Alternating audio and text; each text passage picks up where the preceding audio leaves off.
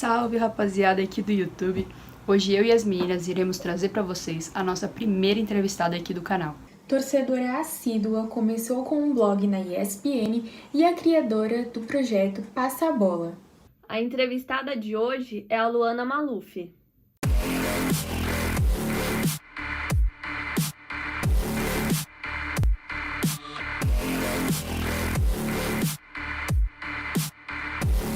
Estamos aqui em mais um programa do quadro Mina Mina e hoje a convidada é a Luana Maluf. Tudo bem, Luana? Como você tá? Tudo certo por aqui, né? Sobrevivendo a esta pandemia, porém com muita alegria por ser convidada por mulheres para falar de futebol. Então, muito feliz. Espero que vocês também. Eu tô uma honra te ter aqui. Primeira pergunta: quando começou a se interessar por futebol? Eu cresci jogando futebol, né? Eu moro numa rua sem saída, é uma vilinha fechada e eu moro aqui desde que eu nasci. E eu cresci, só tinha menino. Então, eu meio que saía na rua e brincava com eles o dia inteiro. Então, o futebol jogado, ele já é uma coisa muito presente na minha vida desde muito cedo.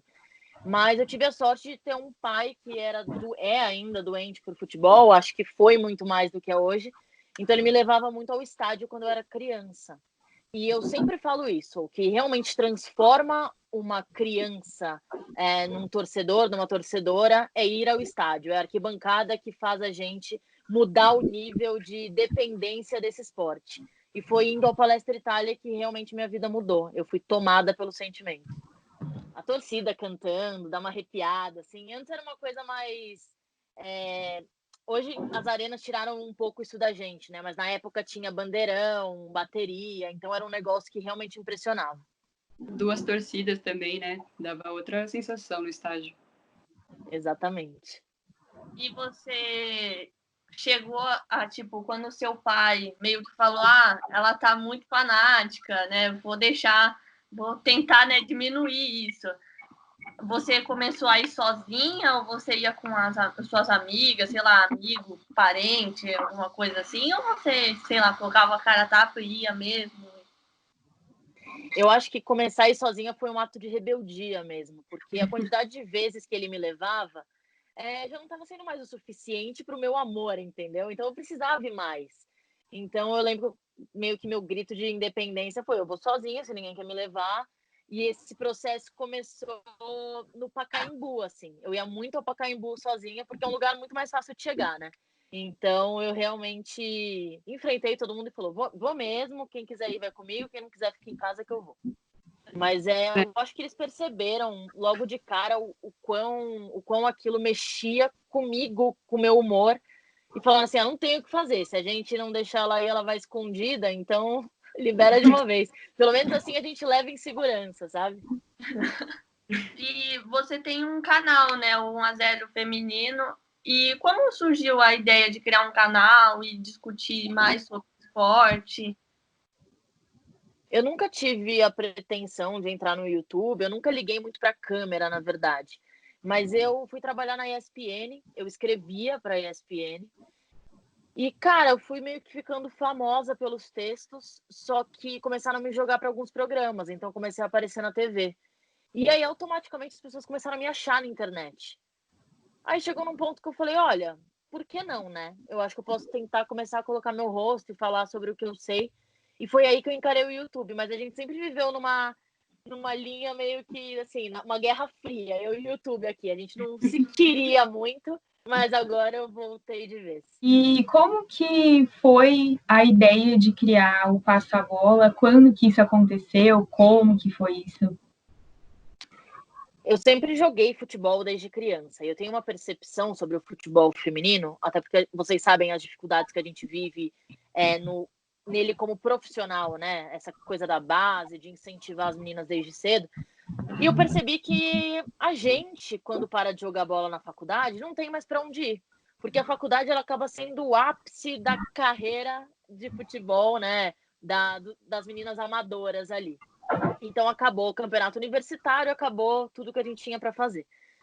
Só que meu grupo de meninas ele era bem grande, assim. Então a gente queria continuar jogando, porque, sabe? Então a gente viu que tinha alguns times fechados, que não rolava de entrar, e a gente começou a jogar toda semana. Aí teve um dia, até por causa das minhas redes sociais e tal, várias meninas começaram a me procurar e falar: deixa eu jogar com você, deixa eu entrar pro seu time. Uma vez eu lembro que eu tava com uma tala no tornozelo e uma menina me parou no shopping e falou: você joga futebol? Aonde? Eu contei, essa menina foi no Passa-Bola depois que ele foi criado. E eu virei pra Cassi, que é uma amiga minha da faculdade, e falei: olha, vamos abrir esse espaço para mais mulheres. Na época eu já tinha patrocínio da Puma, e aí eu mandei ideia para a Puma e falei: vamos fazer isso?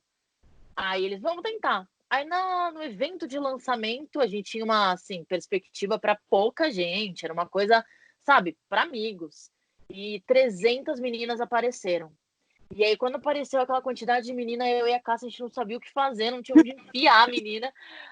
Aí a gente falou: olha, tem muita gente querendo jogar futebol, as pessoas que não querem abrir o espaço e a oportunidade, então a gente vai fazer isso. A partir de então a gente fez uma organização justa, então a gente tem, obviamente, uma lista mais fixa de meninas que vão com frequência, só que elas disputam vaga, então assim, tem 200 vagas aquela semana, 170, elas vão disputar 150 vagas entre elas. A gente fala assim: vai abrir meio-dia e tal, elas entram lá, acabou a 150, acabou. Mas a gente sempre deixa uma quantidade de vagas para meninas novas, para sempre ter rotatividade. Então, acho que é um jeito justo de conseguir fazer todo mundo jogar. E eu sempre senti isso também, que antes eu não tinha muito espaço na escola, né? Só os meninos jogavam, eu chegava lá, muitas vezes eles inventavam desculpinha: você não vai jogar hoje porque já tem muita gente.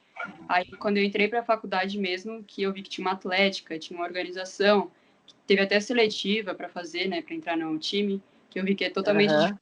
E provavelmente quando acabar, né, que nem você falou, não vai ter mais como fazer. Vai sim, aí você vai pro passa-bola.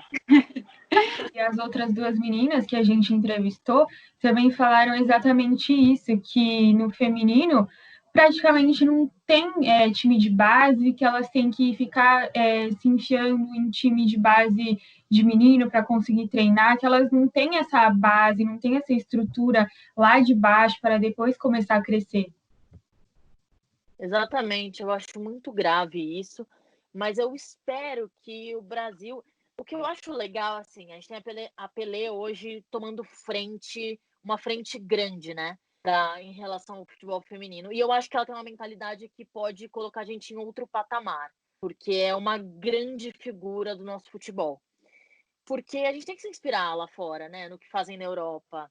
Gente, eu estava em San Sebastián, que é uma cidade lá da Espanha, e eu fui assistir ao jogo feminino. Eu fui para ver o masculino, por causa de um evento que eu tava, mas eu pedi o ingresso e falei: vocês podem deixar eu ir no feminino também? E foi uma coisa que me tocou tanto, porque era tão bonito, o estádio que elas jogavam, o campo tão bem tratado, ainda que fosse menor, assim, incomparável com o estádio do masculino, tava lotado, a arquibancada tava lotada, e as crianças cantando, um monte de menino pequenininho, chamando as jogadoras no intervalo. Então aquilo realmente me tocou, e eu acho que a gente precisa aproximar o torcedor de futebol, principalmente as crianças, do futebol feminino. Então, fazer com que os jogos sejam acessíveis, e acessíveis em relação ao local, né? Porque a gente já tem jogo de graça. Mas não adianta ter um jogo do feminino a 3 horas de São Paulo. Quem vai, sabe?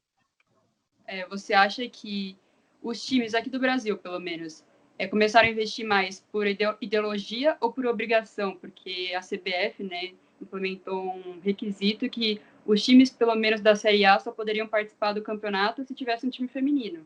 A Conmebol também, né, colocou esse requisito, falando que só poderia participar da Libertadores os times que têm time feminino. Então, você acha que foi mais por obrigação ou por ideologia mesmo? Alguns eu acho que foi por obrigação. E posso dizer que, infelizmente, o meu time eu acho que foi mais por obrigação do que ideologia. Mas tem outros que não. O Santos é ideologia, o Corinthians eu vejo como ideologia. Acho que o Corinthians ele tem iniciativas que eu admiro bastante, apesar de ser meu rival. Então, mas hoje, enxergando o que pode ser o crescimento, melhor ser uma obrigação do que não ter. Então, se a gente tem que ensinar força, então, infelizmente, que seja força.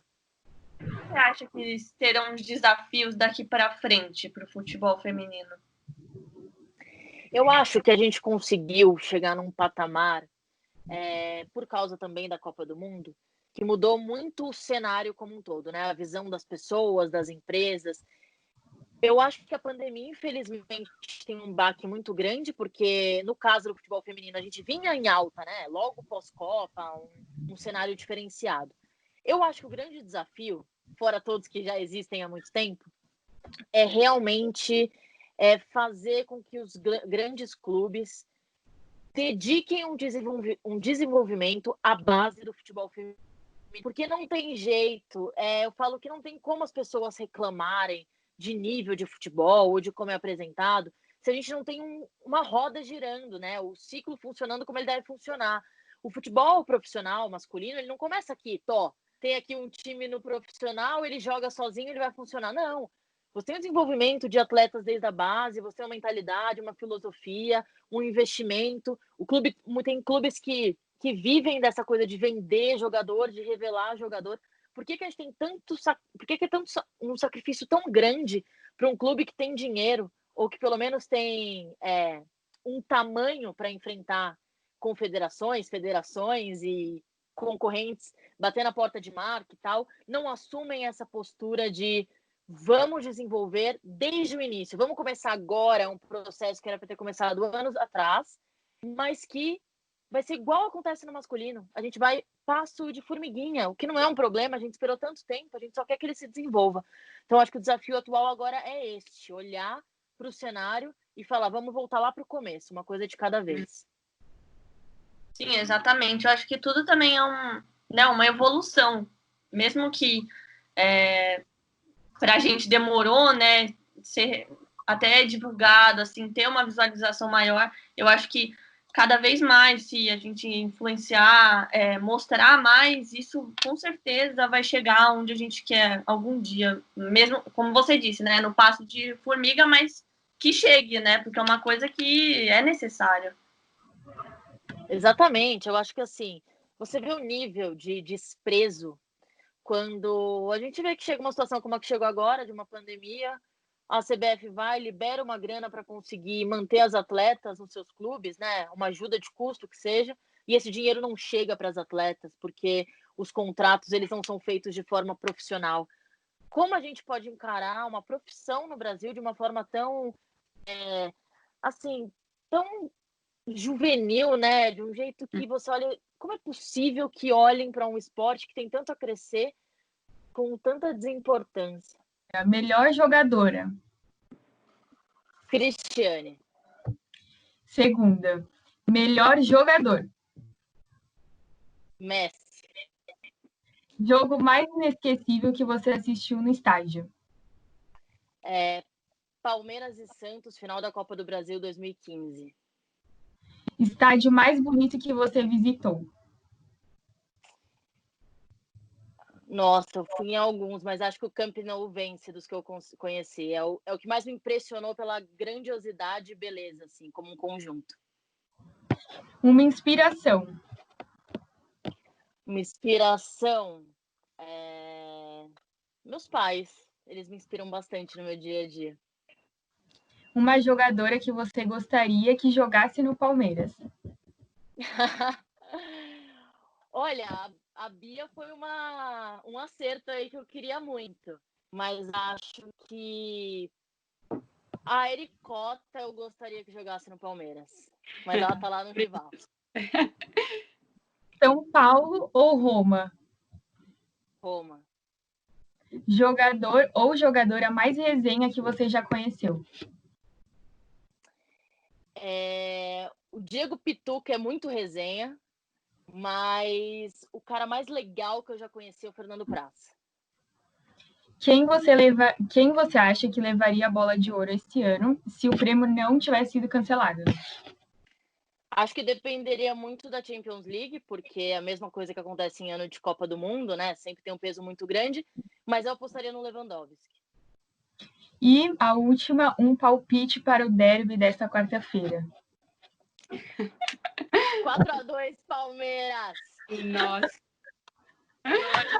Essa aí sonhou alto, hein? É confiança. Esperança é a última que morre. Então é isso, galera. Acabamos agora a nossa entrevista com a Luana Maluf. Gostamos muito, agradecemos de coração. Todo mundo te admira demais. Tem um papel assim excepcional no nosso dia a dia, né? E acho que você faz uma diferença muito grande nessa evolução que o futebol feminino está tendo com a sua campanha, com o seu canal. Tudo isso mostra a nossa presença, né? Mesmo de longe, mostra a sua representatividade. Eu termino por aqui e agradeço muito. Meninas, muito obrigada. Foi um prazer participar. É sempre muito feliz para mim ver que as mulheres estão envolvidas com o futebol, estão envolvidas com o jornalismo. Então, eu tenho certeza que vocês trarão orgulho também num futuro próximo. E estamos sempre aí. Quando vocês precisarem, é só me chamar. É isso, gente. Anotem aí. Ela falou que vai ficar 4-2 quarta-feira, hein? Quero só ver. Nossa. É isso. Venham me cobrar, hein? E é isso, galera. E essa foi a entrevista de hoje com Luana Maluf. Espero que vocês tenham gostado. Se inscreva no nosso canal e até o próximo vídeo.